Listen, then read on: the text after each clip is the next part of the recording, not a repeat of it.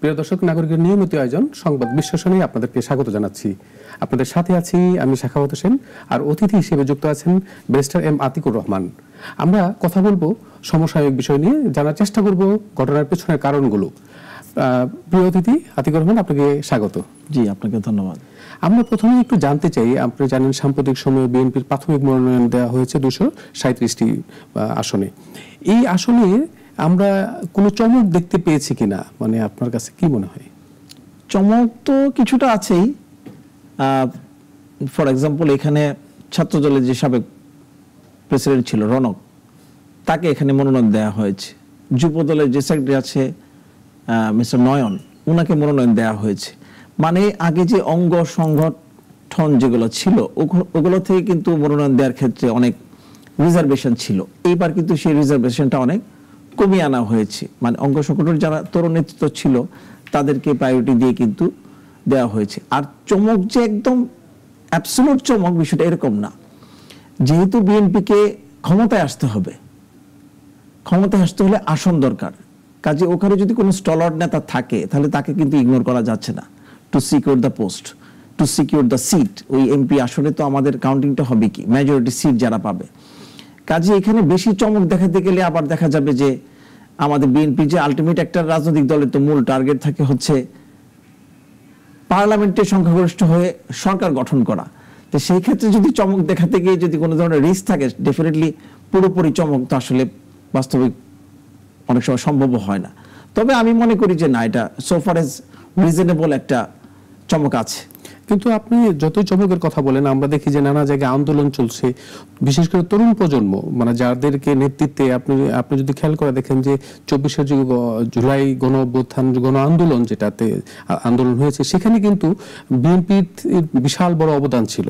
সেখানেও একটা নেতৃত্ব ছিল যারা প্রত্যাশা করেছিল যে আন্দোলন দীর্ঘদিন ধরে 15 বছর যারা আন্দোলন করেছেন তাদেরও একটা প্রত্যাশা ছিল, বিশেষ করে তরুণ। আপনারা যদি আইনজীবী মহল থেকে শুরু করে নানা মহলে, এই যে তরুণরা কি এখানে বঞ্চিত হয়েছে? দেখুন, একটা পার্লামেন্ট ইলেকশন, এখানে সর্বস্তরের মানুষের সাথে আপনার 1-to-1 কানেকশন থাকতে হবে। একটা আন্দোলনে অগ্রণী ভূমিকা আর রুটে মানুষের সাথে যে আপনার অ্যাকসেপ্টেন্স তৈরি করা, দুটো কিন্তু দুই জিনিস। একটার সাথে আরেকটা যদি আমরা মিলিয়ে ফেলি তাহলে কিন্তু এখন দেখা গেছে একটা ছেলে সংগঠক হিসেবে কিংবা আন্দোলন সংগ্রামে তার ভূমিকাটা অনস্বীকার্য, অনেক অ্যাডভান্স লেভেলে থাকে। কিন্তু যখন মাস পিপলের সাথে যখন ইয়ে করতে হয়, একটা আসনে 6 লাখ 7 লাখ ভোটার থাকে, অনেক সময় দেখা যায় মানুষ থাকে, এদের সাথে যদি পার্সোনাল কমিউনিকেশন না থাকে, দেখা যাচ্ছে একটা লোক এলাকার মানুষ তাকে চেনেই না। সেই ক্ষেত্রে এগুলো কিন্তু বিবেচনা আনতে হয় যে একটা মানুষ, একদম নতুন মানুষকে কিন্তু অনেক সময় ভোটের ক্ষেত্রে যে আমরা তাকে তো চিনিই না, ভোটটা কিভাবে দিব, তখন শুধুমাত্র বেস হয়ে যায় যে মার্কাটা। সেই ক্ষেত্রে কিন্তু দলের একটা রিস্ক থাকে। তো অনেকেই দেখা গেছে যে একটা ক্রাইসিস থেকে আন্দোলন সংগ্রামে অনেক ভালো ভূমিকা রেখেছে, দল তাদের ব্যাপারে খুব আন্তরিক। কিন্তু তার মানে এই নয় ওনাকে একদম মনোনয়ন দিয়ে তাকে ওই কৃতজ্ঞতা প্রকাশ করতে। আমাদের দলে তো আরো অন্যান্য জায়গা আছে, তাকে রাজনৈতিকভাবে যদি প্রমোট করতে হয়, আমাদের কেন্দ্রীয় অন্যান্য কমিটি আছে, অনেক যদি বিএনপি ক্ষমতায় আসতে পারে, উচ্চ কক্ষ আছে, বিভিন্ন জায়গাতে ওনাকে অ্যাকোমোডেট করার কিন্তু সুযোগ আছে বলে আমি মনে করি আর কি। কিন্তু এই যে যেটা বললাম, মোটোটা কি, মোটোটা বিএনপিকে সরকার গঠন করতে হবে। সেটা করতে যেয়ে কিন্তু অনেক সময় দেখা গেছে যে অনেক রাজনৈতিক কর্মী যাদের অনেক অগ্রণী ভূমিকা আছে তাদেরকে হ্যাপি করা যায়নি। যার কারণে কিন্তু জনাব তারেক রহমান একাধিক বার আমাদেরকে গুলশান অফিসে ডেকে নিয়ে বারংবার উনি বলেছেন যে আমরা অনেক কিছু যাচাই বাছাই করে মনোনয়নগুলো দিচ্ছি। আপনি হয়তো ব্যক্তিগতভাবে ভাবতে পারেন যে আমি যোগ্য, কিন্তু আমরা যখন সার্বিকভাবে সার্ভেগুলো হয়েছে, প্রত্যেকটা কর্নারকে টাচ করে করা হয়েছে, তখন হয়তো কোনো একটা জায়গায় ল্যাকিং পাওয়া গিয়েছে।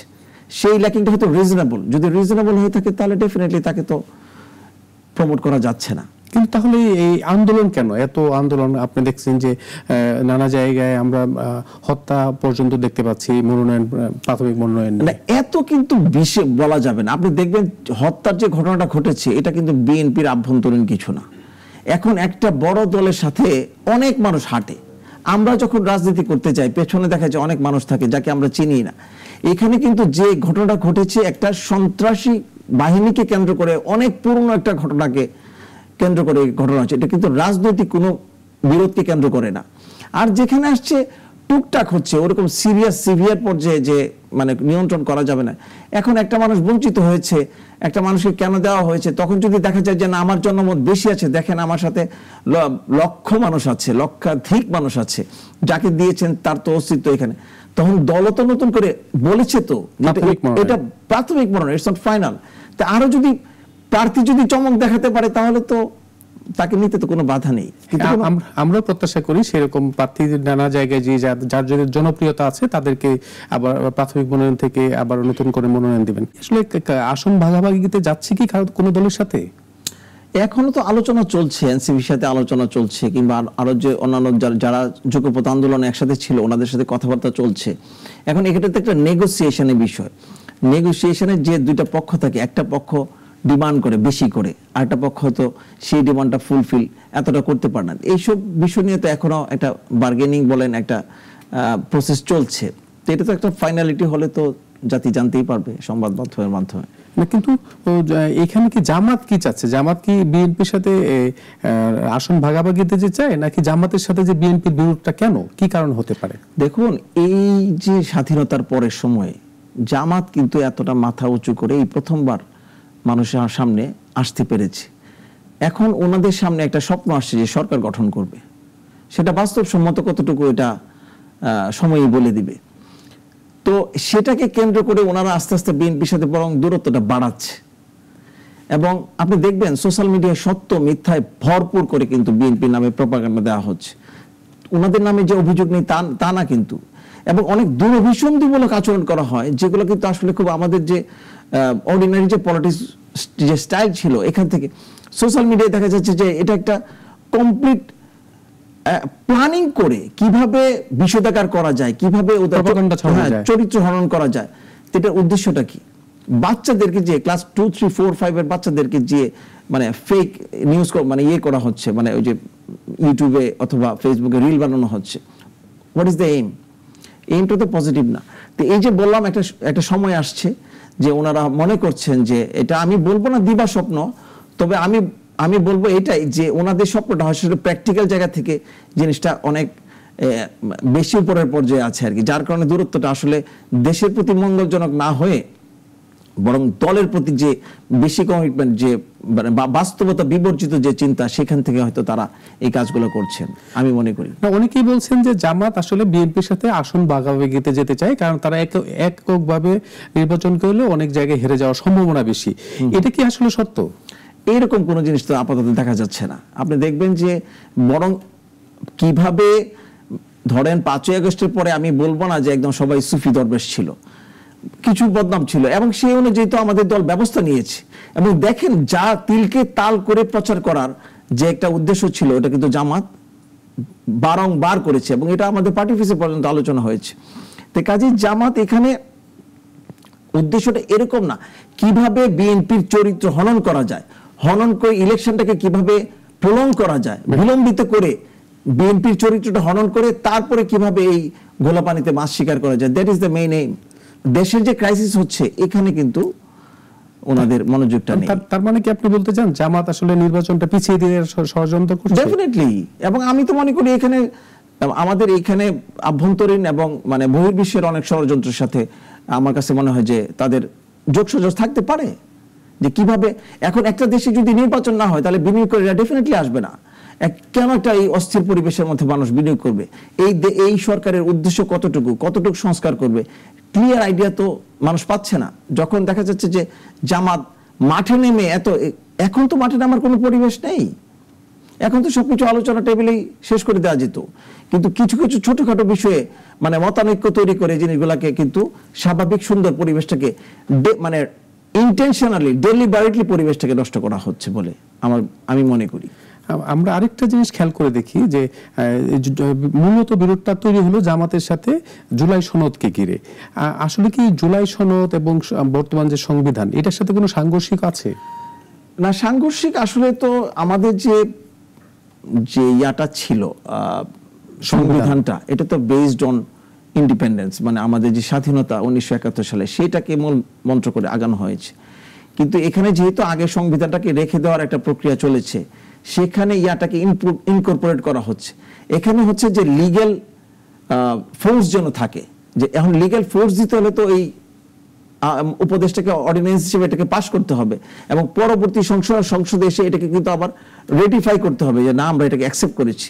তো এখানে যারা জুলাই যোদ্ধা ছিল কিংবা জুলাই, ইনারা চাচ্ছেন একটা লিগ্যাল ফোর্স, আমি তো এটাতে কোনো কনফ্লিক্ট দেখি না। Law is all about common sense. এই যে বলা হচ্ছে যে সাংবিধানিক, এটা তো কোনো, এই যে আবারও বলা হচ্ছে যে এটা তো সাংবিধানিক দলিল, greater interest of the people, doctrine of necessity দিয়ে আপনি অ্যামেন্ডমেন্ট করতে পারবেন, এখানে কোনো আইনি বাধা নেই আমি মনে করি। না, এটা যদি ধরেন যেই সরকার গঠন করলো সেই সরকার তো ইচ্ছা করলে এটাকে আবার পরিবর্ধনও করতে পারে। Definitely it's all about the will of the people, will of the political পার্টিজের যদি ইচ্ছা থাকে তাহলে তো এই আইনটাকে পরিবর্তন করা তো কোনো কঠিন কাজ না। আপনি দেখেন এই যে বর্তমান যে সরকার চলছেন কতটুকু ক্রাইসিস থেকে ইয়াটা হয়েছে, তো সেই ক্রাইসিসটা মোকাবেলা করার জন্য কিন্তু ওই সংবিধানের একটা অনুচ্ছেদকে ডিপেন্ড করে তারপরে কিন্তু তখনকার যে অ্যাপিলেট ডিভিশন ছিল ওনাদের মাধ্যমে, মতামতের মাধ্যমে কিন্তু এই সরকার ক্ষমতায় আসে। তো এটা হয়েছে না, এটাকে আপনি অবৈধ বলবেন কিভাবে? এটা আমরা যদি বলি এটা ডকুমেন্টটা কি, উইল অফ দ্য পিপল, তো will of the people can be amended at any time. কিন্তু আমার আরেকটা টেকনিক্যাল পয়েন্ট দিয়ে আপনি ইয়াটাকে নষ্ট করে ফেলবেন, যে না টেকনিক্যালিটি দিয়ে মানুষের উইলটাকে মানে ইউনিভার্স একটা সিদ্ধান্তকে নষ্ট করে ফেলবেন, তা তো হবে না। কিন্তু আমার প্রশ্নটা হলো, যদি এই জাতীয় নির্বাচনের সময় একই দিনে সরকার ঘোষণা করেছেন যে এই হ্যাঁ না ভোটের মাধ্যমে সেটা জুলাই সনদটা বাস্তবায়ন করা হবে, এখন যদি না ভোট পড়ে তাহলে পরে কি হবে? যদি হ্যাঁ ভোটের জায়গায় না ভোট বেশি পড়ে তাহলে ইয়াটা কি বলে, জুলাই সনদের যে আইনি ভিত্তিটা দুর্বল হয়ে যাবে। ইলেকশনে বিএনপি ক্ষমতায় এসে যদি অন্য কোনো দল ক্ষমতায় আসে তাদের ইচ্ছাটা তখন একটু প্রাধান্য পাবে, মানে তারা কতটুকু এটা নিতে চায়। আর যদি জনগণ না চায় তাহলে এটাকে আনার তো একটু ভিত্তিটা দুর্বল হয়ে যায়। এই যে আবারও বলছি, উইল অফ দ্য পিপল, মানুষ চাচ্ছেন, আপনি এটা আনবেন কিভাবে? কিশোরগঞ্জ 1 আসনের ধানের শীষের মনোনয়ন প্রত্যাশী আপনি, আমার একটা প্রশ্ন, যদি আপনি মনোনয়ন পান, যে আমরা জানি যে এই পরিবর্তনের সুযোগ আছে, আপনি কি করতে চান এলাকার জন্য? দেখুন, আমরা এমন একটা এলাকায় জন্মগ্রহণ করেছি, we had a huge opportunity. এই বিগত আওয়ামী লীগ সরকার আমলে এখানে কিন্তু অনেক স্টলার পলিটিশিয়ান ছিলেন, তৎকালীন রাষ্ট্রপতি জনাব আব্দুল হামিদ, তারপরে সৈয়দ আশরাফ সাহেব থেকে শুরু করে অনেক বরেণ্য রাজনৈতিক ব্যক্তিত্ব ছিল। কিন্তু আপনি যদি ওখানে ফিজিক্যালি ইন পারসন যে ভেরিফাই করেন তাহলে দেখবেন যে আমাদের জীবনযাত্রার মান এবং যে একটা স্ট্যান্ডার্ড, এটা পুয়ার, নট অনলি পুয়ার থেকেও যে একটা বিলো স্ট্যান্ডার্ডে আছে। একটা ইকোনমি একটা সমীক্ষায় দেখা গেছে মানে দারিদ্র্যের ইয়াতে 61তম জায়গায় এসেছে কিশোরগঞ্জ। 64 জেলার মধ্যে 61তম, মানে দারিদ্রতা যদি চিন্তা করা হয় তাহলে এটা আমাদের মতো একটা দুর্ভাগা জেলা। সেখানে আমি কিছু কথা বলেছি যে কিশোরগঞ্জ, যেহেতু এই মাটিতে আমি জন্মগ্রহণ করেছি, জন্মটা অনেক বড় ইম্পর্টেন্ট। যে আপনি দেখবেন আমেরিকান কনস্টিটিউশনে কিন্তু বলা আছে ওই দেশের প্রেসিডেন্ট হতে গেলে আপনাকে ওইখানে বর্ন হতে হবে, ব্রট আপ হতে হবে। তা আমাদের এখানে কিন্তু এই বিষয়গুলো ছিল না। যে আশরাফ সাহেব যদিও কিশোরগঞ্জ থেকে মনোনীত হতেন, কিন্তু ওনারা কিন্তু বেসিক্যালি তাদের বাসা এবং বেড়ে ওঠার যে গল্পটা ময়মনসিংহে। আব্দুল হামিদ সাহেব কিন্তু কিশোরগঞ্জের সদরের মানুষ না, হাওড় অঞ্চলের মানুষ। উনি অনেকটা মাইগ্রেটেড এখানে কিশোরগঞ্জে এসে, পরবর্তী সময় উনি ছাত্র জীবনে এসে, কাজে এই জন্মস্থানের প্রতি ভালোবাসাটা যতটুকু দরকার ছিল ওইভাবে ওনারা দেখাতে পারেনি।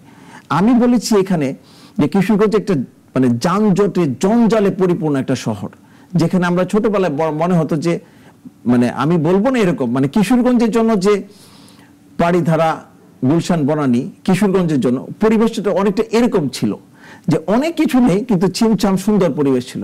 কিন্তু এখন গেলে খুবই কষ্ট লাগে যে আমার যেখানে আমার জন্ম, বেড়ে ওঠাটা। আমি এই জন্য একটা কথা বলেছি, যদি আমি এখান থেকে মনোনয়ন পাই এবং যদি আমি নির্বাচিত হতে পারি তাহলে আমি একটা ইকোনমিক জোন করব, যে আমি এখানে পার্সু করে, যেহেতু পার্সুয়েশনই আমার প্রধান পেশা, মানুষকে বোঝানো, বিচারপতিকে বোঝানো কিংবা আমার ক্লায়েন্টকে বোঝানো, পয়েন্টগুলোকে রেজ করা, যে এখানে সুবিধা অসুবিধাগুলো তুলে তাদেরকে কিভাবে, আপনি দেখবেন ভালুকা পর্যন্ত কিন্তু অলরেডি ইন্ডাস্ট্রিয়াল প্লট হয়ে গেছে। ভালুকা থেকে 50 মিনিট লাগে কিশোরগঞ্জ যেতে।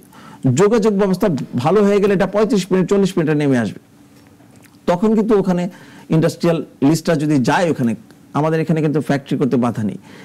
এই ইকোনমিক জোনের মাধ্যমে মানে ইন্ডাস্ট্রিয়াল একটা এরিয়া হিসাবে পার্শ্ববর্তী জেলা নরসিংদী, দেখেন এটা কিন্তু একটা ইন্ডাস্ট্রিয়াল এরিয়া, কিন্তু আমরা কিন্তু এখানে না, আমাদেরকে হাওড় হিসেবে চেনে, কিন্তু কিশোরগঞ্জ শহর কিন্তু হাওড়ে পড়ে নাই।